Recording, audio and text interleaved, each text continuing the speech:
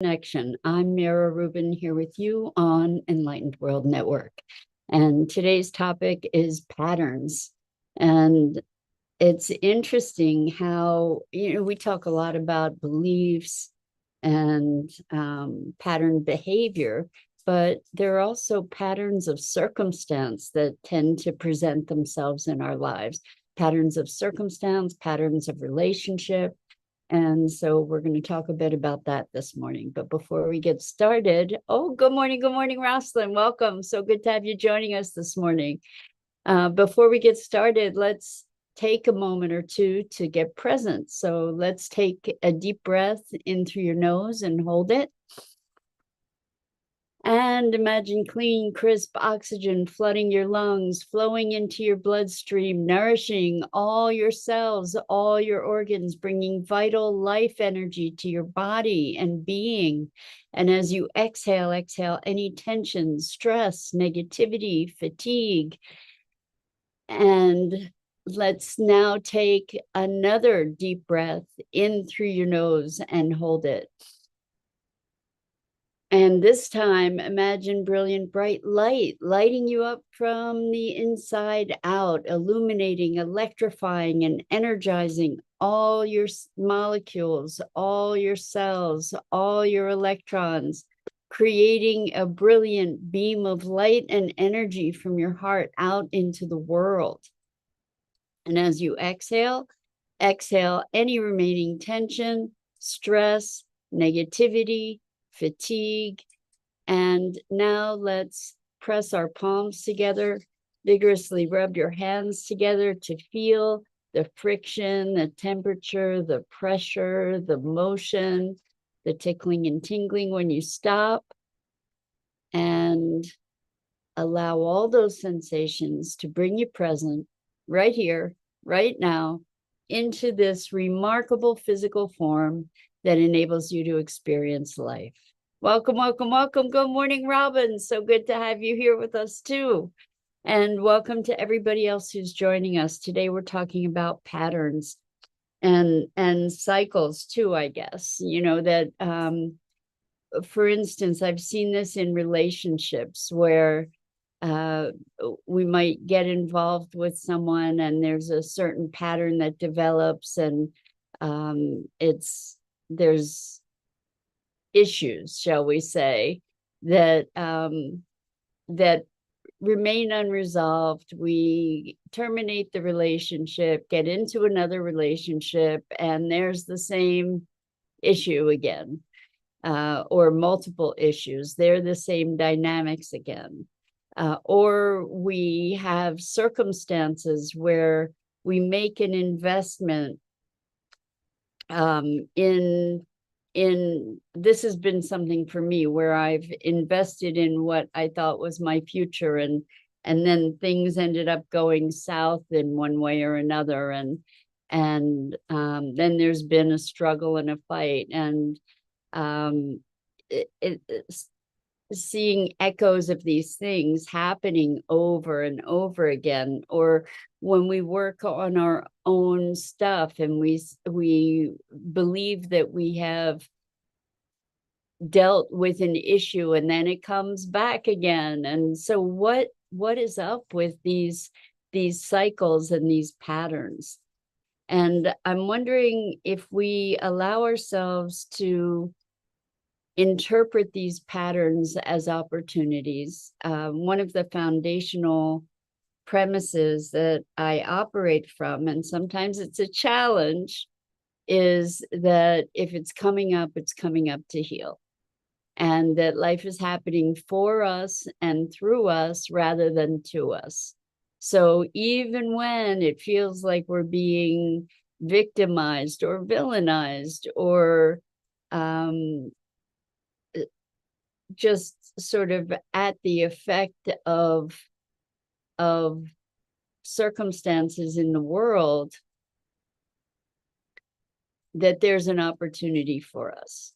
Now, stepping back from the emotional engagement or the emotional overwhelm or the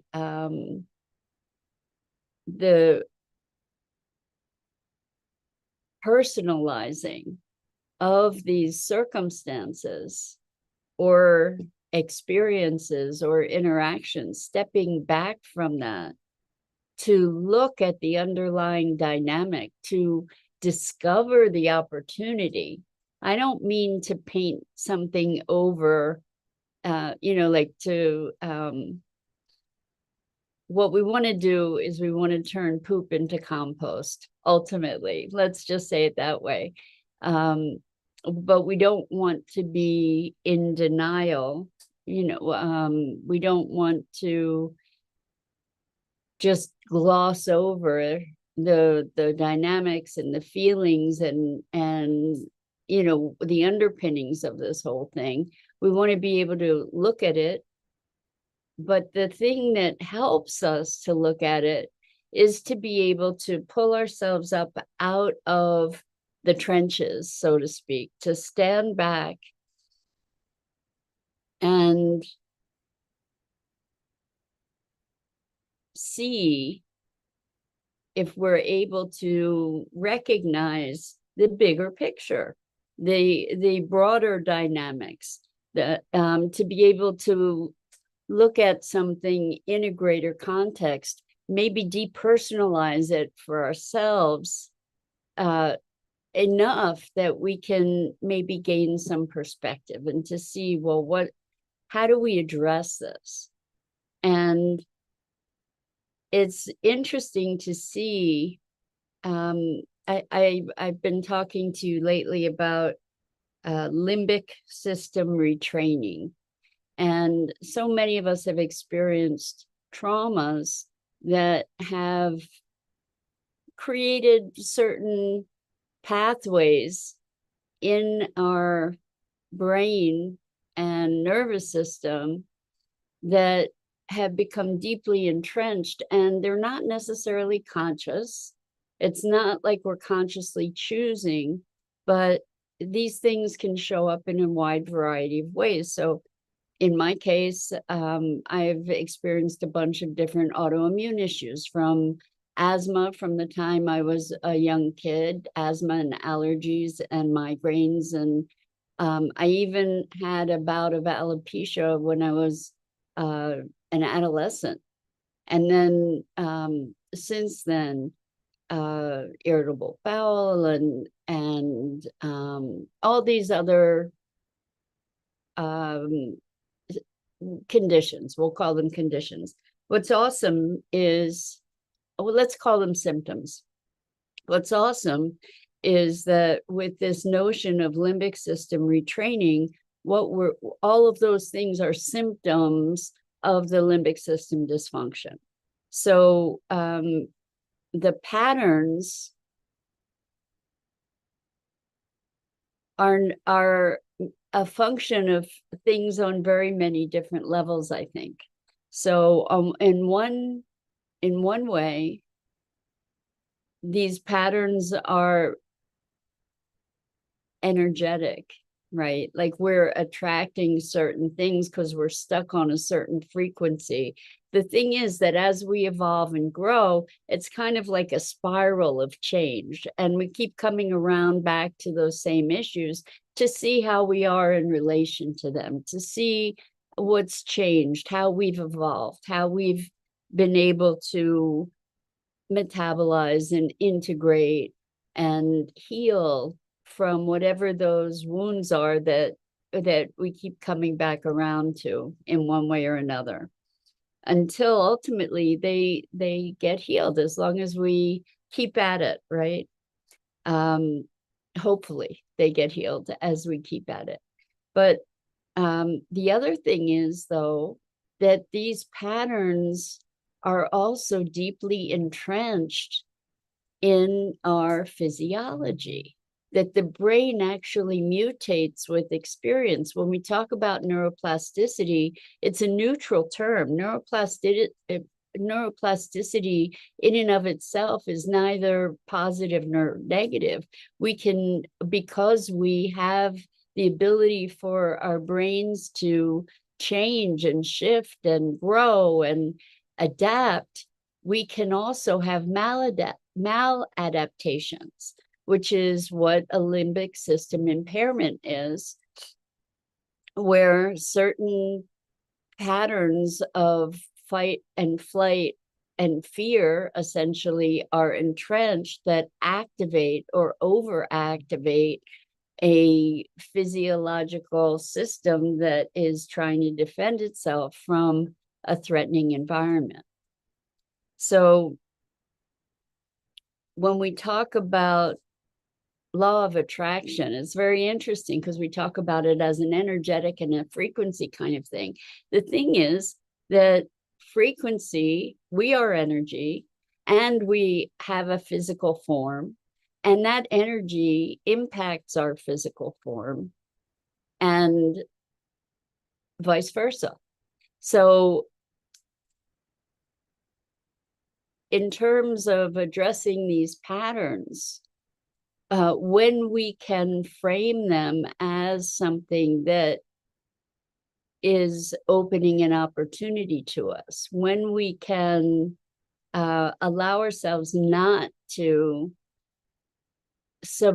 be submerged or submerge ourselves into this constant rumination that is more deeply entrenching the pattern, then we have the ability to start shifting it, which is really interesting because the inclination is, I have to figure this out. I have to figure this out. And it becomes like the fear-driven, adrenaline-driven response to certain situations. Or we keep talking about what all the problems are. And as we're talking about what all the problems are, we're working ourselves back into this state that then kind of precipitates and perpetuates the problem. So it's very interesting to learn how, or to learn that we can even sort of walk a line where we are not at the effect of these patterns, like where we can recognize the pattern, we can see where we're at the effect of them, and we can step back. So I've been talking a lot about this DNRS, dynamic neural retraining system. And I actually signed up for, there's a training, and then there's months of practice to help repattern the brain. But what's very interesting is that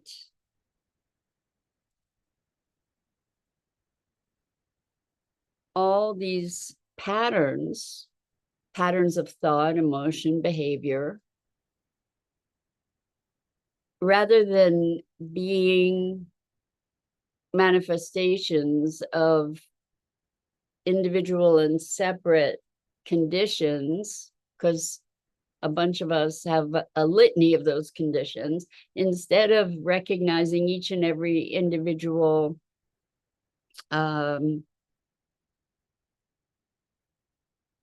manifestation, symptom, that instead there's this umbrella, instead of talking about all the symptoms, to be looking at, oh, this is limbic system stuff. I'm in the process of repatterning that. So rather than the whack-a-mole of having to address every individual pattern, we can be looking at the meta patterns that connect these patterns. So, for instance, when there's anxiety, what's underneath the anxiety? There's an anxiety about this, an anxiety about that, an anxiety about the other thing. And we could be trying to address all those different anxieties, but it's kind of like playing whack-a-mole. As soon as you get one, there's another one. Instead, what we want to be looking at is addressing the underlying, the foundation of that anxiety. What is it? What is it? Where is it? And one of the answers is there's a physiological thing happening. There's an energetic and emotional way and a behavioral way to be shifting that physiological thing. It takes intention and commitment. and consistency and practice, because you're literally creating a new pathway. So if you imagine skiing down a newly a new snowfall, skiing down a slope with a new snowfall, there's no path yet, right? So the going might be a bit slower as the path becomes more defined. Then we have the ability to pick up speed, right? Or we are able to transit that path more easily. So same thing with, if you've ever tried driving in the snow, right? Initially, it's slow going, but then eventually there are trenches that are dug into the snow. And sometimes we want to, those trenches are taking us in the wrong direction. And what we need to do is to create a new pathway and a new channel. I would rather say channel in this case than trench, right? But a new pattern. And this whole notion of repatterning, one of the things that we tend to do is to say, oh my gosh, here I am again.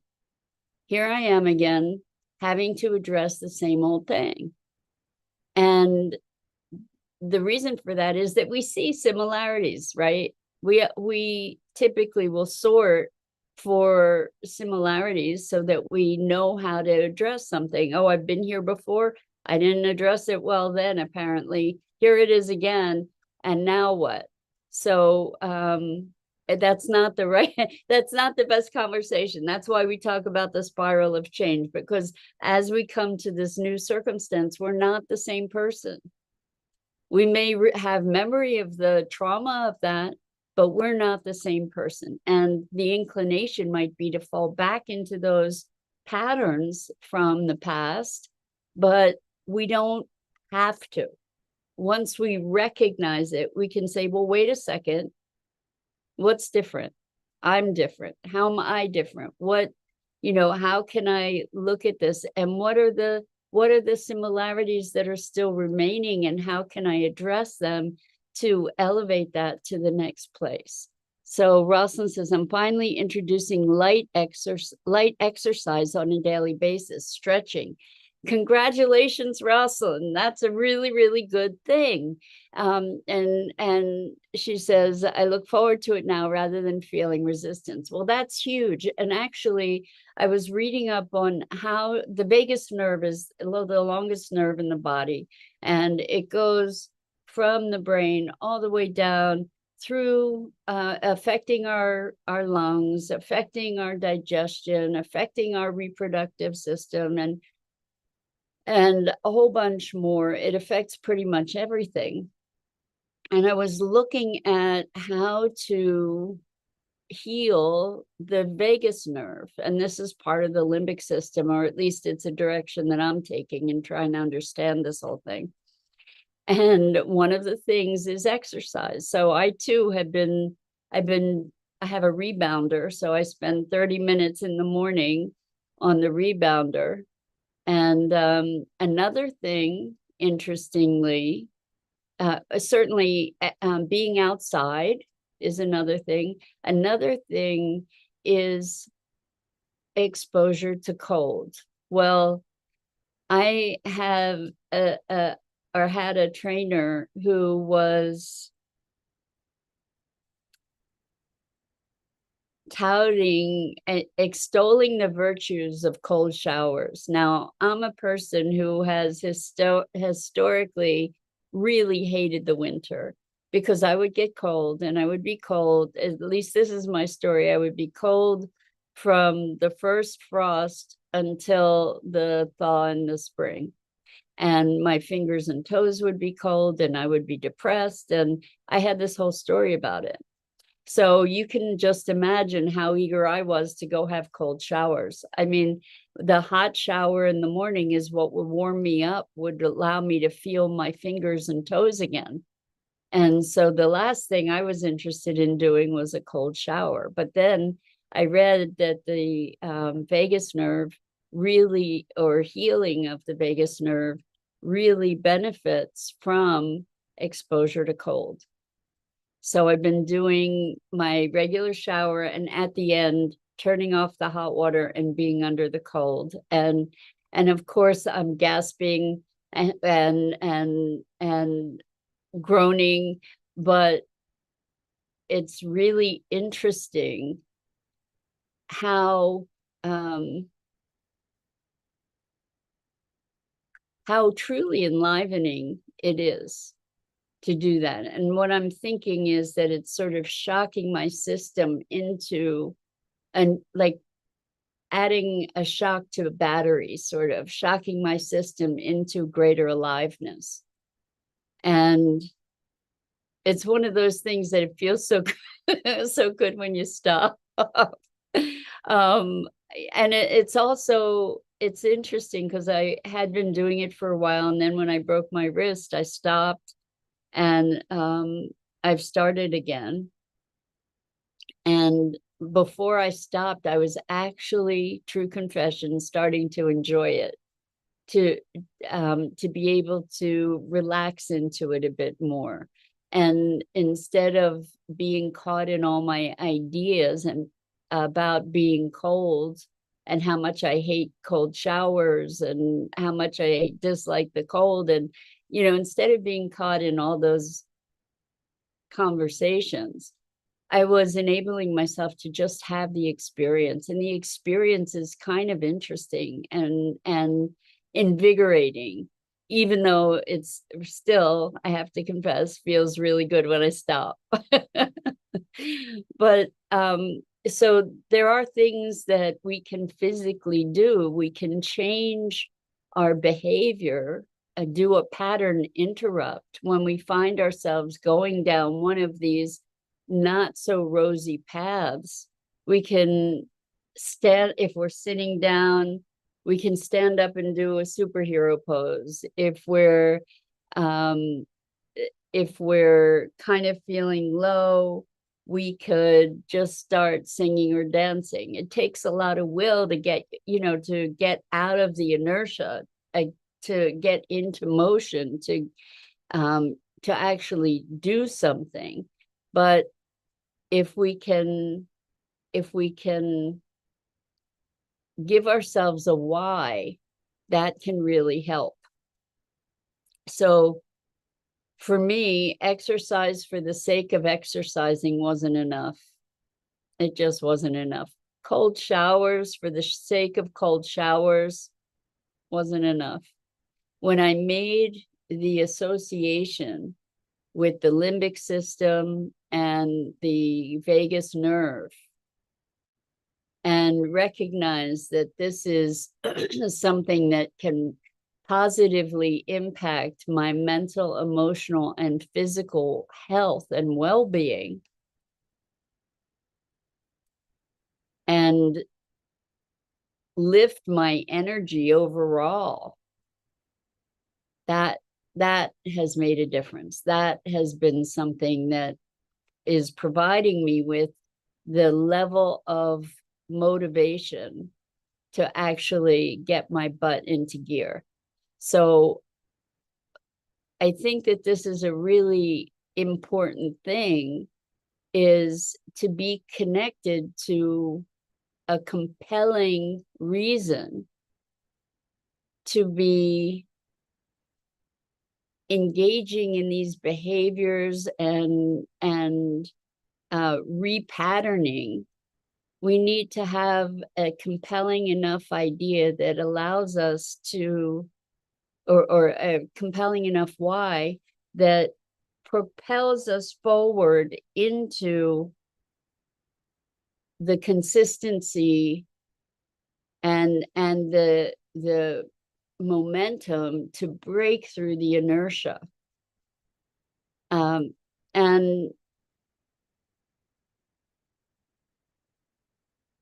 that's an important, really, really important discovery, not discovery, but acknowledgement, recognition. So many of us make New Year's resolutions, right? Well, I'm going to lose however many pounds, I'm going to be nicer to myself, whatever it is, any number of different commitments that we make to ourselves for New Year's, and then the resolutions fall by the wayside. The reason is because we don't have a big enough why to keep us going. So I noticed when I was going to go to an event that was going to require my strength and my resilience, my physical stamina, I went to the gym every day for several months ahead. And I have to say, I haven't done it really for quite some time since. And that's because I haven't had a compelling why. So Ralston says, my why for doing exercise was to have a deeper meditation and to help stay awake rather than fall asleep. Has that worked, Rosalind? I mean, that's awesome. So clearly the meditation, the quality of your meditation is something that's really, really important to you. So congratulations for taking action that is going to support you in that intention. And whatever your why is, find some kind of why that is compelling to allow you to move out of these patterns. And often just recognize, often the way we interact with or interpret the pattern is part of the pattern itself. So for instance, when we see an issue that we've dealt with for years and years come back, and we start beating ourselves up about, oh my gosh, I thought this was done. I thought I was, I've spent forever. Am I going to have to deal with this forever? That whole conversation is part of the pattern. So when we talk about see the meta pattern, that means stand back and see the bigger picture that is connecting all these different pieces.